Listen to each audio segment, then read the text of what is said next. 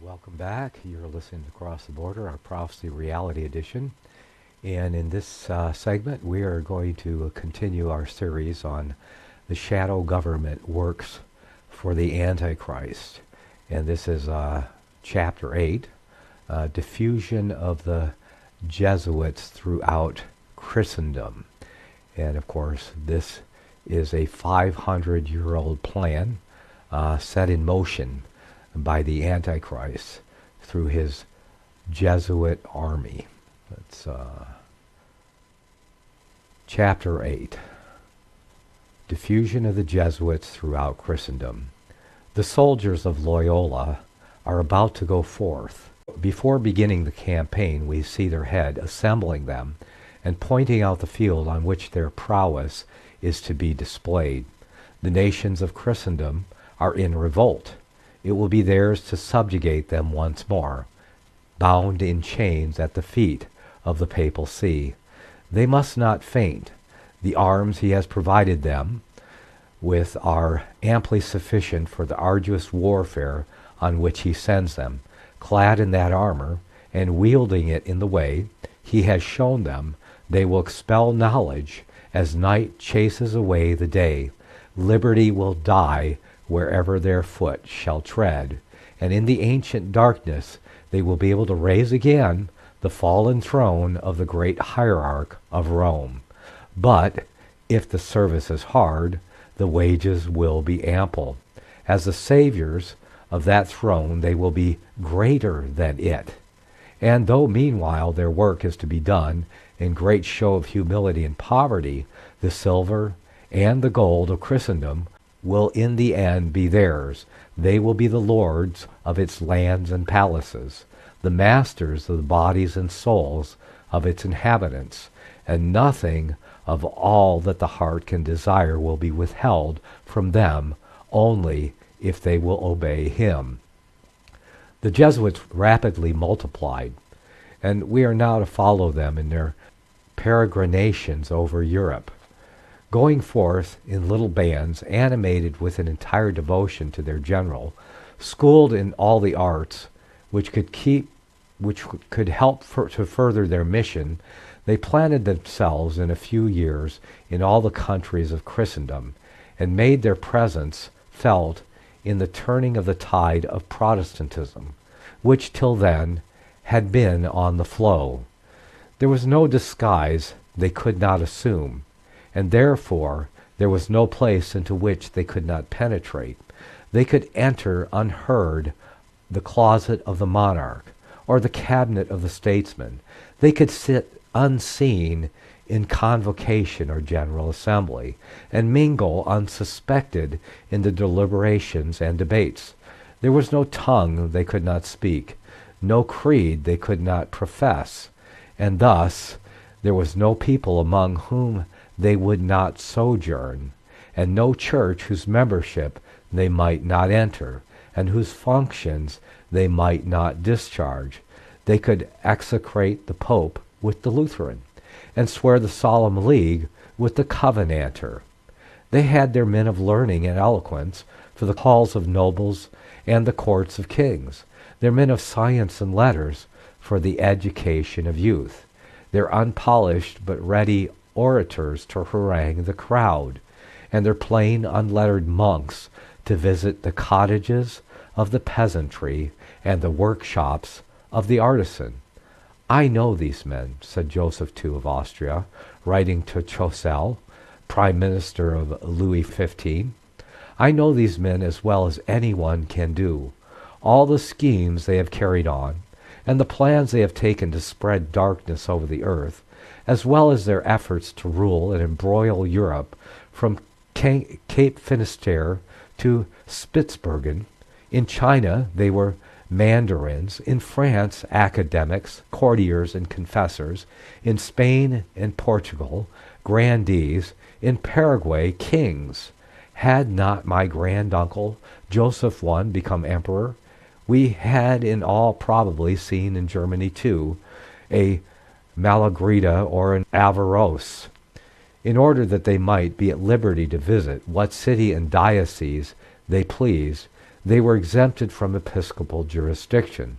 They could come and go at their pleasure and perform all their functions without having to render account to anyone save their superior. This arrangement was resisted at first by certain prelates, but it was universally conceded at last, and it greatly facilitated the wide and rapid diffusion of the Jesuit corps. Extraordinary success attended their first efforts throughout all Italy. Designed for the common people, the order found equal acceptance from princes and nobles. In Parma, the highest families submitted themselves to the spiritual exercises. In Venice, Lainez expounded the Gospel of St. John to a congregation of nobles, and in 1542 a Jesuit college was founded in that city. The citizens of Montepulciano accompanied Francisco Strada through the streets begging. Their chief knocked at the doors, and his followers received the alms.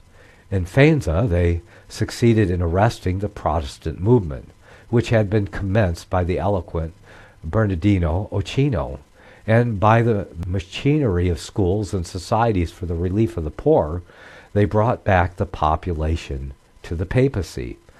These are but a few instances out of many of their popularity and successes.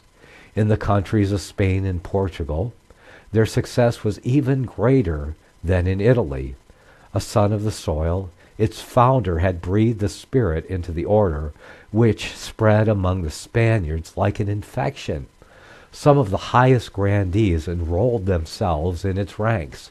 In the province of Valencia, the multitudes that flocked to hear the Jesuit preacher, Eros, were such that no cathedral would contain them, and a pulpit was erected for him in the open air.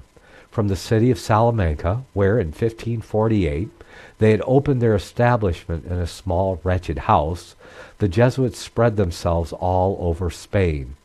2 members of the society were sent to the King of Portugal at his own request. The one he retained as his confessor, the other he dispatched to the East Indies. This was that Francis Xavier, who there gained for himself, says Ranke, the name of an apostle and the glory of a saint. At the courts of Madrid and Lisbon, they soon acquired immense influence. They were the confessors of nobles and the counselors of the monarch. The Jesuits found it more difficult to force their way into France. Much they wished to found a college in that city where their first vow had been recorded, but every attempt was met by the determined opposition of the Parliament and the clergy, who were jealous of their enormous privileges. The wars between the Guises and the Huguenots at length opened a door for them. Lainez, who by this time had become their general, saw his opportunity, and in 1561 succeeded in effecting his object, although on condition of renouncing the peculiar privileges of the order and submitting to episcopal jurisdiction. The promise was made, but with a mental reservation, which removed the necessity of keeping it. They immediately founded a college in Paris, opened schools which were taught by clever teachers, and planted Jesuit seminaries at Avignon, Rhodes, Lyon, and other places. Their intrigues kept the nation divided and much inflamed the fury of the civil wars. Henry III was assassinated by one of their agents. They next attempted the life of Henry IV. This crime led to their first banishment from France in 1594. But soon they crept back into the kingdom in the guise of traitors and operatives. They were at last openly admitted by the monarch, a service which they repaid by slaughtering him in the streets of his capital. Under their rule, France continued to bleed and agonize, to plunge from woe into crime, and from crime into woe, to the crowning wickedness of the revocation of the Edict of Nantes, laid the country prostrate. It lay quiet for more than half a century, till, recovering somewhat from its exhaustion, it lifted itself up only to encounter the terrible blow of its great revolution. We turn to Germany. Here it was that the Church of Rome had suffered her first great losses. Here, under the arms of the Jesuits, she was destined to make a beginning of those victories which recovered not a little of the ground she had lost.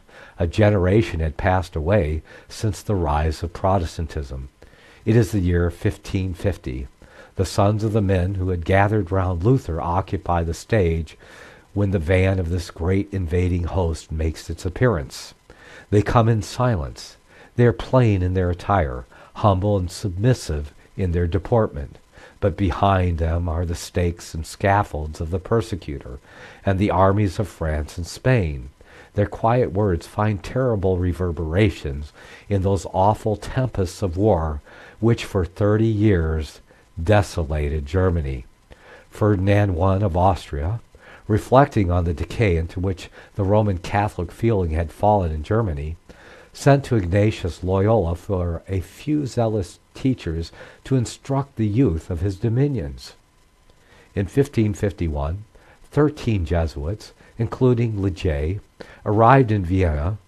They were provided with pensions, placed in the university chairs, and crept upwards until they seized the entire direction of that seminary.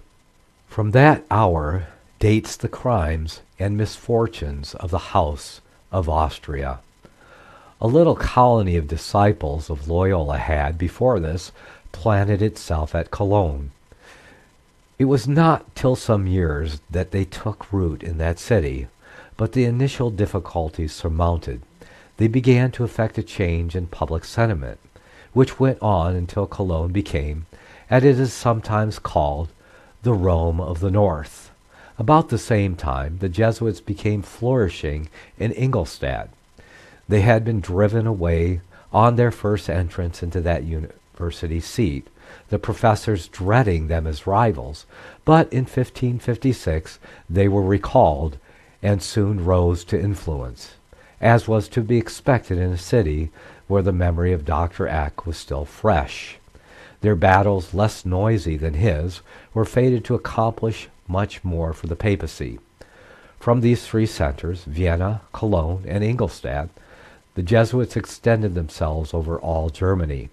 They established colleges in the chief cities for the sons of princes and nobles, and they opened schools in town and village for the instruction of the lower classes. From Vienna they distributed their colonies throughout the Austrian dominions.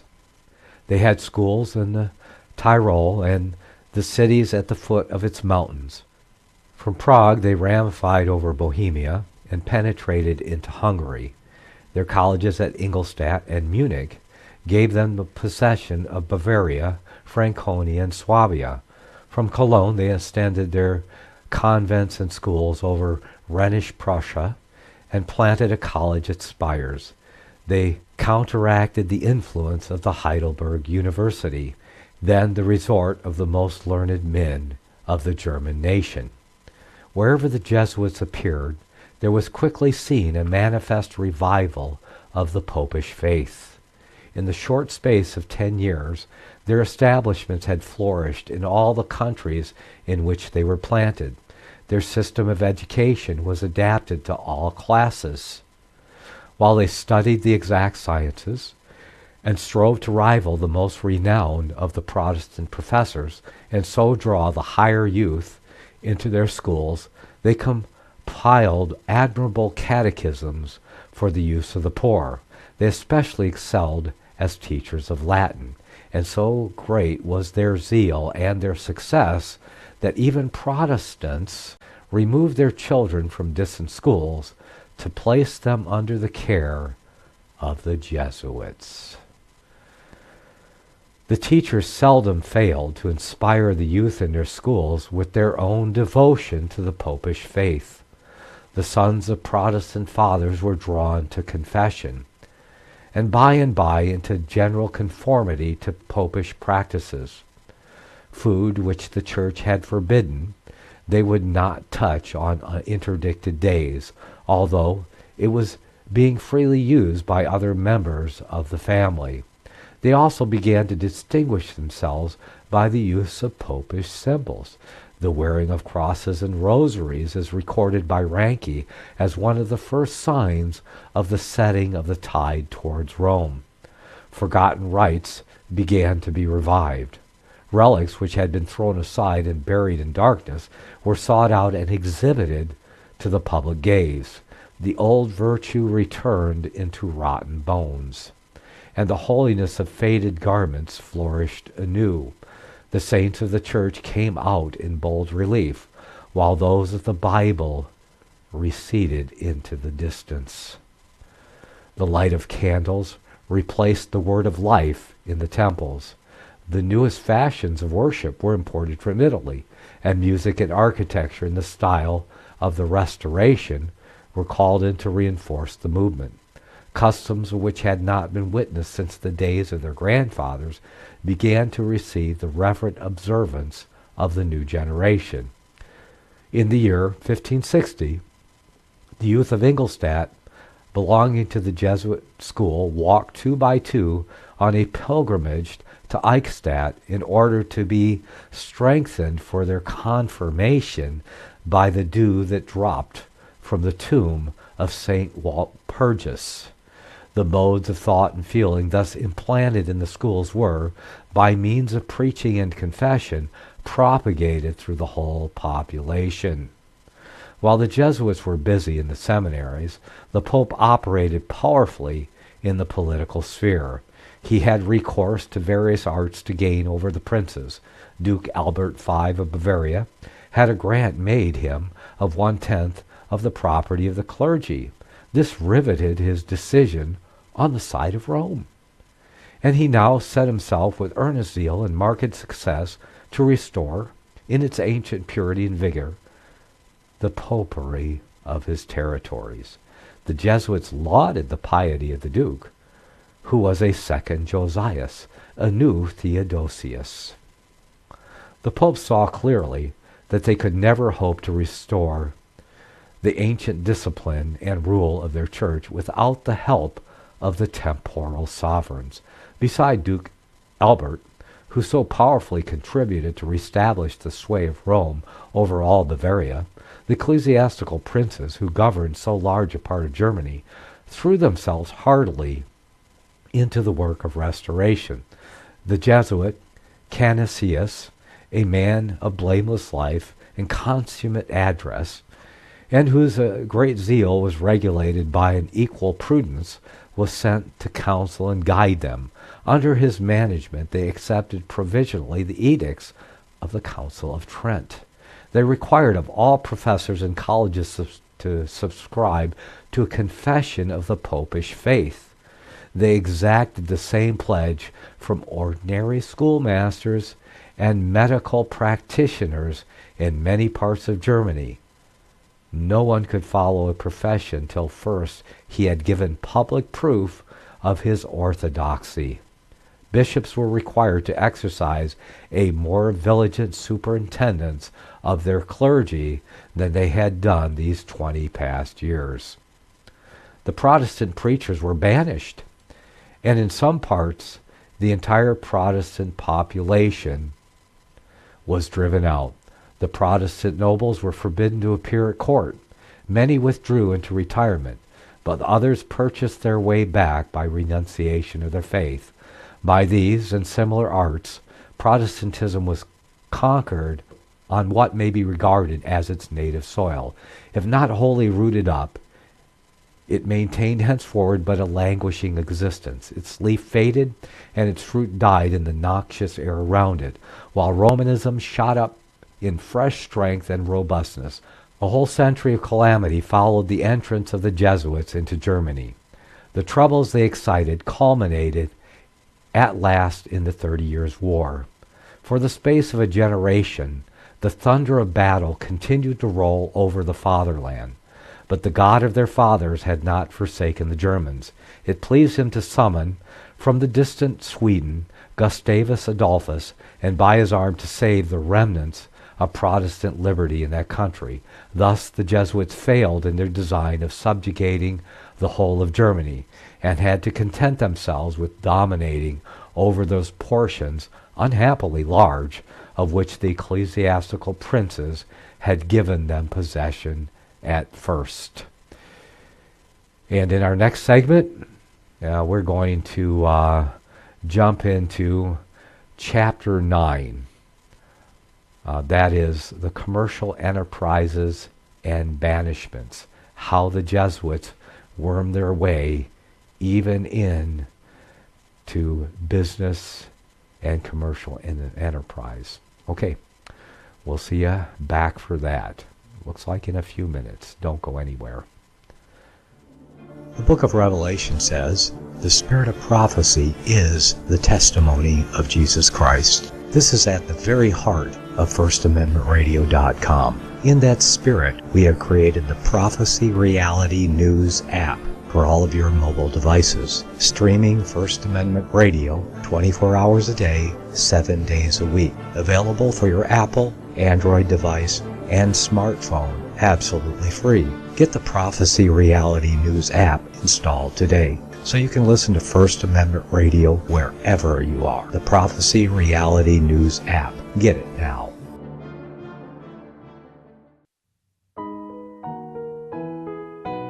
The program you are listening to is 100% sponsored by you, the listener, on this First Amendment Rights Media channel. You will notice that there are few commercials on this radio network. There's a good reason for that. Corporate advertising dollars come with strings that limit program content.